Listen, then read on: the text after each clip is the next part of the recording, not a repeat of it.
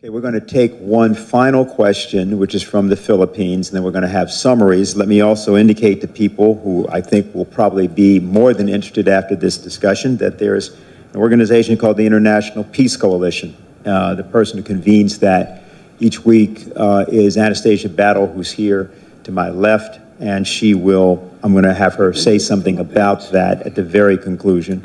I think there's 1,700 people still with us. All of you are invited, if you are people of goodwill, which we presume many of you to be, to seek us out and become part of that action. So we'll go to the final question, which I mentioned is from Philippines, and it is from Maria Catherine Suba from Radio Mindanao Network. Yes, good afternoon, everyone. It's already 2:57 a.m. here in the Philippines. I am Maria Catherine Cruz Suba, a freelance broadcaster. I am a co-host of late Butch Valdez with Itas Valdez in Radio Mindanao Network, DZXL, ang ating Katipunan show. My question goes to Mr. Scott Ritter. As a former UN weapons inspector and U.S. Marine intelligence officer, and actually to anyone else who wants to answer, a proxy war is being orchestrated in this part of the world, our country, the Philippines.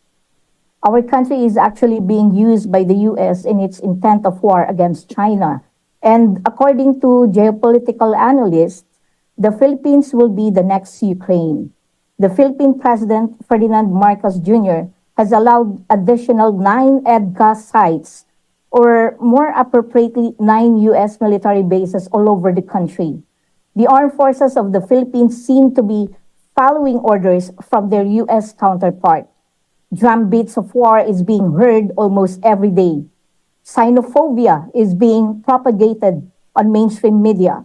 Almost every week, there's an incident of Chinese Coast Guard that water cannons a Philippine vessel at the South China Sea.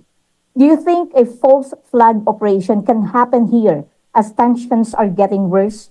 What do you propose for this to stop? Thank you. Okay. Well, thank you very much for the question.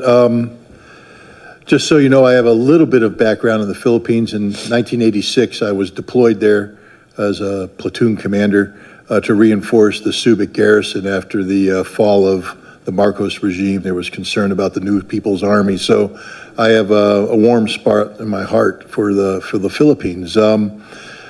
Let's build upon what Colonel Wilkerson had said earlier. The United States is incapable of fighting a sustained conflict against a peer-level force. The United States cannot fight and engage China and win.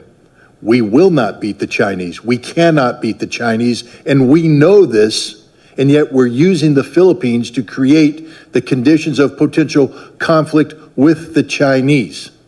Please understand that for the Filipino people, this is a recipe for disaster. You think America is your friend. So too did the Ukrainian people. And they are dying by the hundreds of thousands. Friends don't let friends die in those quantities. The Ukrainians have been displaced by the tens of millions. Friends don't let friends have their cities destroyed in this manner. Friends don't let friends have families separated, have mothers and children destined to a life of refugee status and perpetual poverty. That's not how friends behave. America has never been the friend of the Ukrainians, and we are not the friends of the Filipinos. We don't like you. If we did like you, we wouldn't be doing this to you.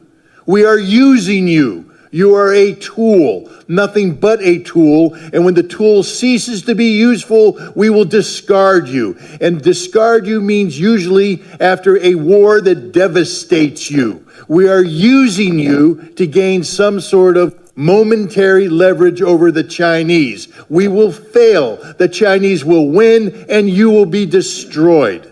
End of story.